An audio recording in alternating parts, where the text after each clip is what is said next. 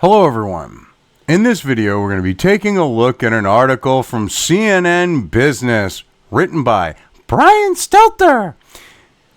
Yeah, basically, he's saying, oh yeah, we need to bail out news. We need to bail out reporters. We need to bail out the legacy media. They need to be covered under the stimulus package. Just because they can't operate and do so profitably, that shouldn't be considered. It's the current pandemic that's caused their situation. It isn't the fact that they're like being hacks and talking fucking bullshit and spewing the type of shit that Stelter likes to spew on his show about, Russia and all that other shit. It isn't that as a factor. Oh no, it's the pandemic and we got to bail them out. Anyway, news industry lobbyists say Congress needs to include relief in next stimulus package because, they're an elite class. All right. All the reporters are in E-class. Fuck the millions of Americans who lost their jobs about this. Hey, these reporters need to have their jobs protected. Fuck you, Stelter, you scumbag. So anyway, the version of this article appeared on his thing of reliable sources. Anyway, check out the Save the News hashtag on Twitter. Yeah. I don't have Twitter. I was permanently banned because, they're politically correct identity politics fucking bullshit. I can have a lefty spurg attack me, but when I defend, respond in kind, I'm the one who gets permanently banned. But I wasn't able to. But I believe, someone let me know that isn't banned. Check out the Save the News hashtag. I'm guessing it's all like verified blue check marks pushing that shit, and you get Twitter artificially inflating, the interest in it.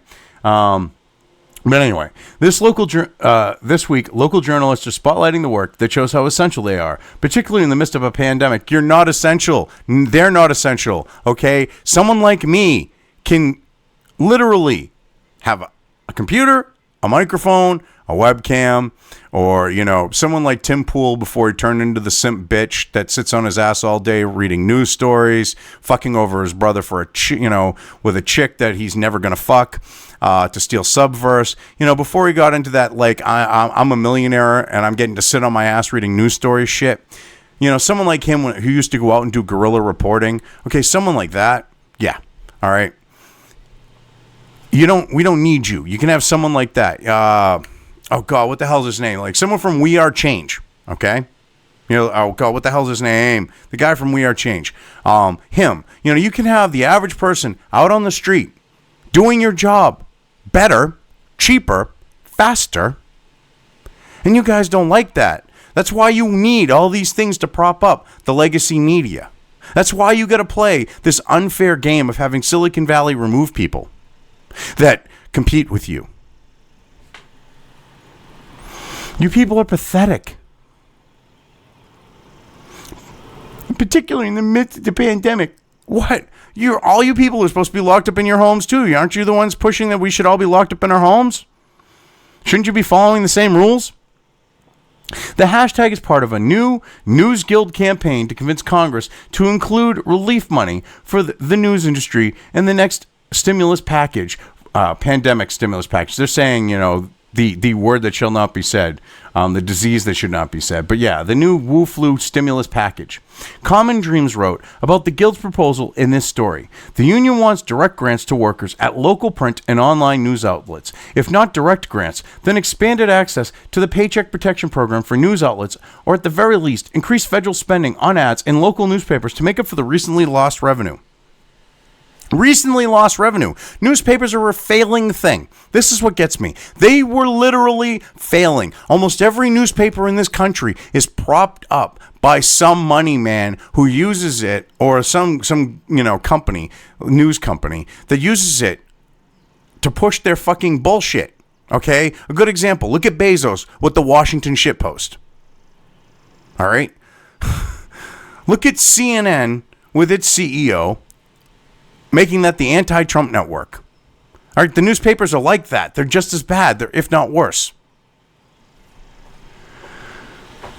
And this idea, we should give local news reporters grants so that they can sit on their ass, collect fucking money, and still get paid to do a job that they're not doing right now. Makes a lot of fucking sense. Let them suffer like the rest of the people that they were looking down their noses at, saying, well, you should be sitting in your home. You should be locked up. You should be doing this. We need to look at protecting the old people. So you have to, until we get a vaccine, you're going to have to be locked up in your homes for a year or two. They're now suffering the same fate, and they don't like it. So they want special treatment. So sad, too bad. I say, fuck all you all. All right, if your industry dies because of this, so be it. Average people on the internet are going to pick up the slack. Deal with it. You're not indispensable. And this idea that they want to have, like, if they don't get the direct grants, this expanded access to the Paycheck Protection Program, because all these newspapers are owned by large conglomerate companies. They don't qualify. We're talking multi-billion-dollar companies that basically write them off as a loss leader because they don't want to shell out the money to pay for the employees. The federal government should.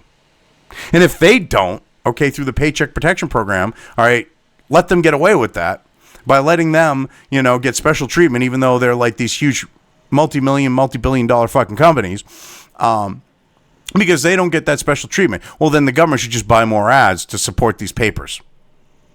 No, let their, wealthy corporate owners support them. Why should the American people? Not our responsibility there, Stelter. We're not here to support the legacy media. Whatever becomes the dominant source of media becomes the dominant source of media. We are a capitalist society. If someone like me or Sticks Hexenhammer 666 or, anyone else like, say, Tim Pool, who, as you can tell from my earlier statements, I think is a fucking complete shitbag, but if he can do it, or, oh God, what the hell is his name over at We Are Change, Nick Rakowski, if he can do it, okay, from himself, there's no need for you people. Okay, the market is changing. Average people are coming in. You're going the way of the dinosaur, the dodo bird, and you want to be propped up. Sorry, you've already got Silicon Valley sucking, the corporate media dick, so to speak. All right. Well, actually, they're more like, not doing it like the idea of sucking dick. They're more like the fluffer. They're the ones that are making you feel good about yourself before you go in and fuck us all. Okay, by pushing propaganda, lies, and bullshit to push an agenda. And you don't like that. The second idea, adjusting PPP, because some news outlets are currently ineligible, is getting a lot of support. Yeah, because they're owned by large multi-million-dollar corporations, maybe $1 billion involved in there, like with the idea of the Washington Ship Post with Bezos. I mean, he owns like the Boston Globe, I believe, and besides the Washington Ship Post and a few other papers. Don't qualify. But they should, because, why should those people have to pay out of pocket for their propagandists to have money in their pocket, and have a job? I mean, you people are ridiculous. The basic problem is that conglomerates with lots of papers in different markets are too big to apply for PPP. But if they were allowed to apply on a per-paper basis, they'd meet the requirements. See, they want the rules changed. You literally have multi-million-dollar corporations, as I've already said, that own these papers. Make them fucking pay. Fuck you. Fuck you, Stelter. You are a scumbag, dude. You seriously are worried right now. You don't like the fact that people like me are calling out your shit. All right, people are actually reporting on what's going on right now. And they're not in financial dire straits. Or at least not to the level of, like, say, corporate media, where they're going, oh, fuck me, oh, fuck me, oh, fuck me, oh, fuck me. Things might be tight, but we're not going, oh, fuck me. You guys are. And you're freaking out right now. Make it a little more apparent. You were the same people that were going, let them eat cake a month ago, 2 months ago. Now you're in the same boat. Sucks to be you. The House's HEROES Act included this adjustment, but that bill was said to be dead on arrival in the Senate. Yes, because there was a lot of lefty fucking Democrat bullshit in it. All the riders and everything else. However, a bipartisan group of senators are supporting the exact same fix. After all, every senator has a hometown news outlet to look after. So this particular idea is not dead. News Guild, representing employees, is far from the only outfit lobbying for relief. Trade associations representing newspaper owners and TV radio stations are also pushing for action. This is what's messed up. These are what should be profitable businesses. These are businesses that can keep operating during this pandemic. But because, the people who work in news, in the legacy media, okay, they're now starting to feel the pinch.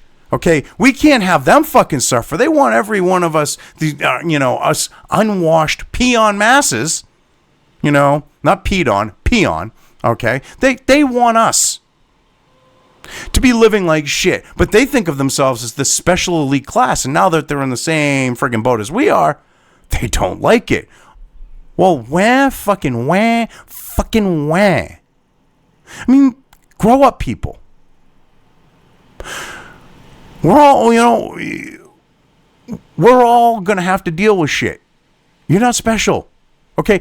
They are like the equivalent. They've become, like, in regards to the millennials, like the participation generation, like, just because they're a reporter, they should be like, pat on the head and say, oh, you're so great. And we should be like, bending down and kissing their feet and sucking their dicks and, doing whatever else they want us to do. We should basically, be looking at them like they're these, like, elitist, royalty types, and that we should just, basically cuck ourselves to them. But when it, and accept that they get special treatment. Sorry, not going to happen. The key cues are: when will Mitch McConnell let the Senate pass another rescue package? And when will the GOP incorporate any of the proposed provisions that would help local outlets? Here's the latest from CNN on bill timing. Now, this is what's messed up. All right. They seriously think that this is like a necessity. You guys are not necessities. You are a dying fucking breed.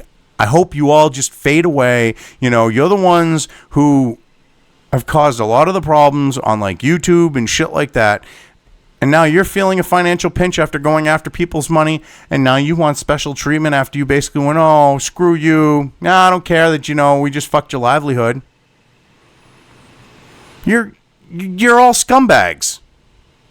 Every last one of you legacy media shitbags, deserve what you got right now. I don't care if you're in the local paper or whatever else, because almost every one of you people in the legacy media are a Trump deranged spurg that has pushed fallacies and lies and everything else, whether you believed them or not. Okay, even on the local level, the little local fucking newspaper, you have that shit going on. None of you people are above reproach right now, and if it means you're losing your jobs, I don't give a shit. I don't give a shit. Okay, the Wu Flu has closed more than 25 local newsrooms across America and counting. Oh no! 25 newsrooms in 50 states where they have multiple fucking newspapers and television and radio stations. Oh no! 25 in 50 states where you have hundreds or thousands of newsrooms. Oh no! Katie Pellico emails. Pointer's Christian Hair reports that dozens of small newsrooms around the country, often more than 100 years old, often the only news source in those places, are closing under the weight of the Wu Flu. No, they're not. Excuse me, how are these the only places? The only news sources in those places when almost everyone and their mother these days, a large percentage of this country, has the internet. When the majority of people in this country have the internet, how is that their only source of news in that particular region? When they can just literally get on their smartphone, hop on a laptop or tablet, or a tower, personal computer on the note of a tower, or whatever else, and get their news. Explain that one, because that makes absolutely no sense. But of course, people like Stelter and Pellico here just ignore the fact that there are other people out there doing their jobs for cheaper, that are doing them cheaper and better. Because then they look really bad. Well, they already do, but yeah. Anyway. Hare has been cataloging cuts and closures at local newsrooms for weeks. She tweeted, in the process of reporting on layoffs, I've gotten pretty regular tips about newsroom closures. I started collecting them. Well, yeah, it's because you want to sit there and go, oh, look at us. We're so screwed. At 10, I told my boss it should be a story. I started writing. By the time I finished, there were more than 25. Oh, no. 25 out of hundreds or thousands. And then he hopped something here related, how a local information up this up, yeah. And then we move to the next one because I slip in a couple things. So this last thing down here for the record is just him shilling a bunch of shit. So anyway, Manjo, the worst is yet to come. In his decidedly grim New York Times column, Farhad Manjo renounces optimism. He suggests we should spend more time considering the real possibility that every problem we face will get much worse than we ever imagined. Well, of course, because you're trying to fearmonger, and maybe you guys are actually starting to feel scared because your jobs are in jeopardy right now. I don't know. I mean, that's what happens when you fearmonger and then have that happen. Just saying. The Wu flu is like a heat-seeking missile designed to frustrate progress in almost every corner of society, from politics to the economy to the environment, Manju says. The only way to avoid the worst fate might be to dwell on it, to forestall doom. It's time to go full doomer. I mean, this is the type of shit he's slipping in at the end to try to back this up. But this guy's saying the sky is falling. The Chicken Little here is freaking the fuck out going, the sky's falling, the sky's falling. We ought to just doing doom and gloom. You know, that means you're going to have to prop up the legacy media, according to Stelter. I mean, come on now. And then for the record, and then he goes, like, he books and stuff like that, ABC, and like just doing quotes and stupid shit here, WAPO and stuff like that. I'll leave it up at the end for a second, so if you want to pause it, you can read it. But I'm going to read this one last thing, the top thing here under for the record. We still have a long way to go in this pandemic. The director general of the World Health Organization said Wednesday. Well, the organization reported its largest single day increase in the Wu flu cases. Now, here's the thing. Now, that's from CNN, but here's the thing with that. They're the reason why it got as bad as it did, because they lied and ran cover for China, because the CCP has almost everyone in the World Health Organization in their fucking pockets. This is their fault. This is, Winnie the Pooh's fault over there in China. CCP leader, the grand exalted leader, who keep a pot of honey away from him. Don't let him try to climb into any holes, because then he might need Tigger and Piglet and others to try to pull him out. Hey. But let's just ignore the fact. Oh, it's New York's fault on why it's spread in this country, because literally these people came in from China for the New Moon Festival, whatever it's called. They then, all these people from the U.S. went there for it because, it's safe. No, this won't transmit. Don't worry about that. They all go to the festival. Then they all leave New York. And this has already been shown in, oh, God, what was the article? I was going to cover it, too. But by the time I got to it, it was, it was old news. But literally, they show you the spread out from New York. So this is New York's fault, China's fault. Democrats' fault because they're the ones going, it's just a flu, bro, when it was more than a flu. But it turned out, because this is like a flu, but it's more than a flu. The way it spreads, it's more insidious on that note, because it spreads like wildfire. But it turned out to be not necessarily as serious, especially when there's other things that can be involved to mitigate, mitigate the circumstances and minimize the impact and stuff like that. So, yeah, I mean, but the situation is, now these elitist shitbags,